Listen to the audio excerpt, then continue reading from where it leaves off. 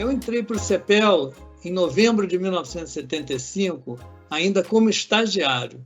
Naquela época eu era estagiário de Furnas e fui transferido de Furnas para o CEPEL. E isso veio a convite do Mário Veiga, que foi meu colega desde o colégio. Papo vai, papo vem, o Mário falou: você não gostaria de vir estagiar no CEPEL, onde ele já estava estagiando, né? E aí eu compareci lá para fazer minha primeira entrevista com o Leslie Afrano-Terry. E essa entrevista já foi uma coisa marcante na minha memória, porque eu ia para um centro de pesquisas, ser entrevistado por um pesquisador do CEPEL. Chego lá e encontro um cara que era uma massa de forte, o tamanho do braço do Leslie era maior que a minha coxa, né? E eu já tive aquele choque com ele naquela entrevista e tal, e ele que gerenciava um projeto muito importante, que era o projeto Dinâmica, né? Que já era aplicação de programação dinâmica e estocástica para otimização da operação do sistema hidrotérmico, né? Então, esse já foi o meu primeiro projeto, e comecei trabalhando, então, com o Leslie. Mas o nosso desafio em 75 é que o CEPEL ainda funcionava num prédio ali no fundo da Ilha do Fundão, onde era o antigo alojamento dos estudantes, onde hoje funciona a COPIAD, né? Que ficou conhecido por CEPELzinho. Então, comecei a trabalhar ali no CEPELzinho e nosso desafio era montar o departamento de sistemas, né? E havia um problema grave naquela época, porque o CEPEL não tinha computador, né? Eu sempre gostei de programar, comecei programando no segundo ano da faculdade, em 71, tinha participado do projeto G10, né? Que era do primeiro computador brasileiro, desenvolvido lá na PUC. Então, cheguei no CEPEL todo animado já para programar e participar desse projeto com o Leslie. Mas não tínhamos o computador, então, no início, eu tinha aqui muito a Eletrobras, que trabalhava, então, lá no CPD da Eletrobras, no centro da cidade, na Presidente Vargas. Depois, nós tivemos uns terminais que foram instalados no CEPELzinho e continuaram conosco até depois de 78, quando inaugurou o LSE, tinha essa sala dos terminais. O primeiro projeto que eu trabalhei foi esse com o Leslie, né, do Dinâmica, e logo em seguida eu passei a trabalhar num projeto com o Frederico, que era a avaliação da confiabilidade de ponta em sistemas hidrotérmicos, né? Então, isso veio a ser a minha tese de mestrado, e eu acabei trabalhando muito na área de confiabilidade, junto com o Gerson Couto e o Mário, principalmente, Gerson Kelma também, um pouco. E nessa área de confiabilidade, a gente desenvolveu uma série de modelos, né? Foi o Configer, depois passou para 2 sistemas interligados, o Confint, depois múltiplos subsistemas interligados, depois entrou transmissão, quer dizer, foi quase a minha principal área de pesquisa no CEPEL, foi a avaliação da confiabilidade, né? E então eu continuei com o Frederico, trabalhando nesse projeto, e depois o Fred também trouxe um outro projeto que foi importante assim, nessa sequência de projetos que eu trabalhei, que foi o sistema de inventário. O Frederico, que já tinha sido da Eletrobras, né, trouxe de lá o manual de inventário, que era um manual em papel com uma série de critérios e procedimentos que se devia utilizar para fazer um bom inventário, né? E aí ele trouxe, mas não era computadorizado. Então, a nossa primeira tarefa foi de desenvolver um modelo computacional que implementasse esse manual de inventário da Eletrobras e deu origem ao modelo SINV1, né? Depois entrou a Silvia Helena e passou a ser a principal área de trabalho dela, que foi, digamos, elaborar mais esses indicadores socioambientais, e ela foi fazendo extensões metodológicas, incorporando mapas, sistemas de informação geográfica, e aí isso deu origem ao SINV2, que depois, acredito, esteja em uso até hoje pela EPE, tudo mais. Então, essa foi uma área muito importante, que eu tenho boas lembranças também de ter trabalhado nela. No início, a gente chegava, tinha um cafezinho ali no início, tal, que já começava alguma conversa, né? E depois, na parte da manhã, quase sempre a gente ia para a sala de um ou de outro, tinha quadro negro, e pegava um problema que a gente estava trabalhando do ponto em que parou. Às vezes as coisas ficavam escritas no quadro negro e, frequentemente, já nesse cafezinho, um de nós chegava e disse, poxa, tive uma ideia essa noite, etc. Já vim, estou doido para mostrar. Então havia assim, um entusiasmo muito grande de nós todos para trabalhar. E o prazer que dava você chegar lá e matar uma charada e resolver um problema que não estava dando certo, mas daria muito de uma outra forma, com uma outra abordagem, se contornava, e assim nasciam os modelos matemáticos, né? Depois, na parte da tarde, acho que cada um ia trabalhar mais sozinho, né? No desenvolvimento, e aí adentrava-se à noite, né? E como eu me lembro, por exemplo, uma companhia que eu tinha nas noites era a Leontina Pinto também, que era das que ficava até bem mais tarde, e era um pouco assim, enquanto a gente não achasse o bug, não pusesse o software para rodar, pelo menos no ponto que a gente estava, a gente não sossegava. Então não se ia embora com aquela coisa, aquela sensação de que o bug nos venceu, né? Um outro aspecto que eu queria lembrar, que foi muito importante nessa minha carreira no CEPEL, foram 3 estágios no exterior que eu fiz, e de cada um resultou uma coisa importante, né? O primeiro foi na Électricité de France, maio de 77, né? Ali eu visitei a sede da empresa em Paris, no departamento que desenvolveu uma série de modelos para planejamento da expansão. Então, eu tive uma boa ideia já de que você ia necessitar de um leque de modelos, né, para dar conta desse desafio. E também fui visitar depois uma usina de usos múltiplos, a central de Pierre Bénite, em Lyon.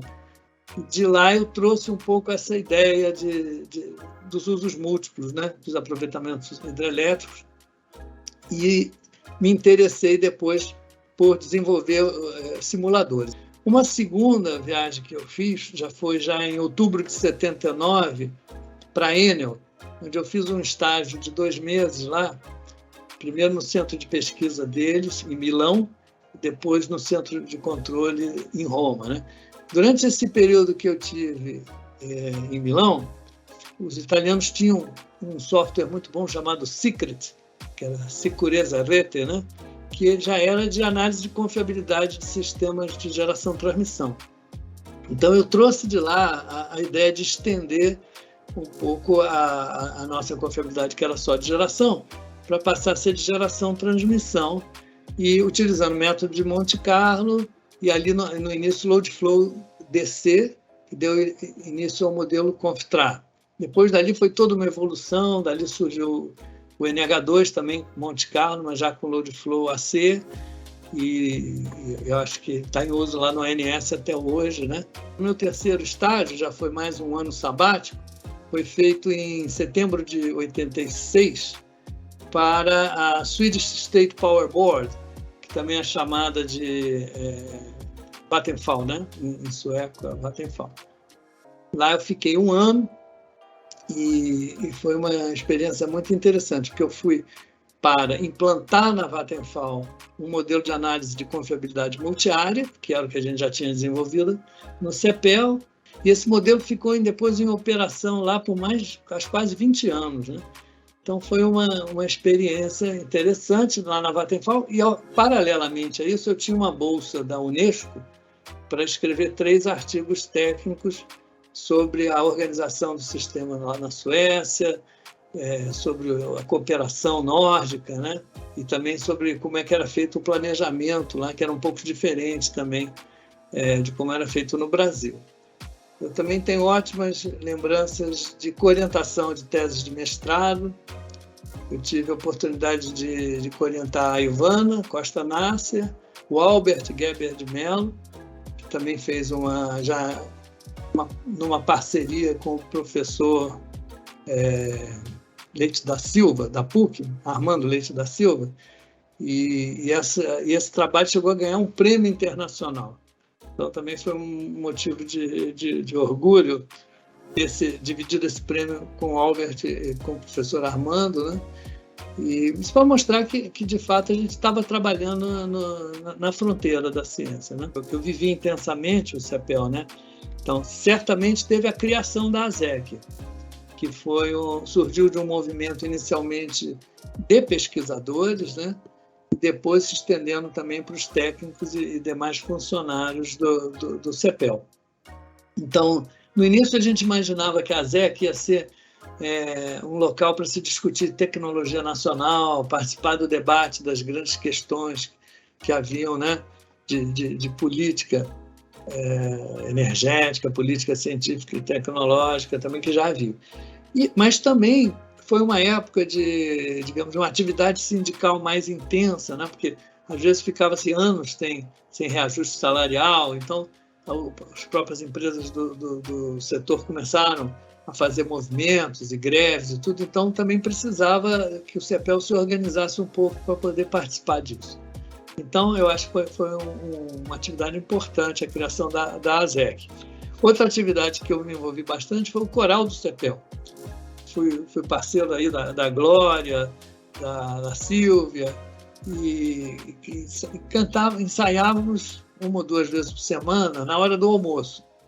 Tínhamos um regente, o regente Alfredo, né, que era super exigente, e aquilo também foi um momento importante no coral do CEPEL. Para não dizer também que aquilo era um momento, às vezes você está muito enfronhado numa questão técnica, e aí fazer uma pausa, né, para ter um ensaio ali do coral. Então, acho que tudo isso fazia muito bem a alma também, né? É o seguinte, vida de pesquisador, né, ainda mais como eu falei, que fica até tarde aí trabalhando, etc., tem um certo custo familiar, né? Muitas vezes as crianças pequenas querem saber o que os pais estão fazendo, que não vêm para casa, né? Até tão tarde, etc. E eu me lembro, já mais para o final, com meus filhos mais velhos, um pouco, eles morriam de curiosidade de saber como é que era o meu trabalho, a minha sala, E aí o CEPEL teve um Natal que ele resolveu fazer isso, criar um dia para que todos os funcionários pudessem trazer, desde de manhã cedo, os seus filhos, né, e esposas e maridos, e tinha uma programação, né, com apresentação no auditório, visita aos laboratórios, almoço, então um dia inteiro, né? E aí eu trouxe meus filhos também para conhecer a minha sala e eles adoraram o CEPEL, acharam aquilo o máximo, né? Então também foi uma ideia muito boa que o CEPEL teve, não sei se foi a ASEC que organizou isso, possivelmente foi, e aí foi um evento marcante também, que eu guardo uma ótima lembrança desse dia. O Brasil tem problemas específicos que nos diferenciam um pouco dos outros sistemas de outros países, né? Principalmente essa abundância de energias renováveis, que é uma bênção que o Brasil tem, e que requer que nós brasileiros saibamos explorar isso, né? De uma forma sustentável, de uma forma que gere empregos, que a gente precisa muito aqui no país ainda, né? Que reduza desigualdades. Então, eu acho que o papel do CEPEL sempre foi esse, e ele sempre desempenhou bem, ele contribuir para o desenvolvimento nacional, bastante. Então, sobre esse aspecto, eu acho que se justifica perfeitamente o dinheiro que foi gasto, investido, né? Deve ter dado um retorno enorme para o país e continua dando. Então, eu espero que o CEPEL possa ter uma continuidade ainda bastante longa, ou para sempre, porque eu acho que nós nunca vamos poder prescindir desse desenvolvimento. Quem está aí no CEPEL e é um pesquisador tem que ser um curioso, um cara que gosta de estudar e que não quer parar. Então, continuar investindo na sua formação, encontrando os seus nichos, né, as áreas em que você tem mais capacidade, mais competência, e isso é uma linda carreira, né? Eu acho que dá para conciliar com a família, dá para fazer tudo, entendeu? E gerar um resultado muito importante para o país. Então, eu acho que é um privilégio ser pesquisador de um centro de pesquisa, em particular do CEPEL. Eu desejo a todos que continuem firmes na sua opção e contornando as dificuldades que vão aparecendo, né?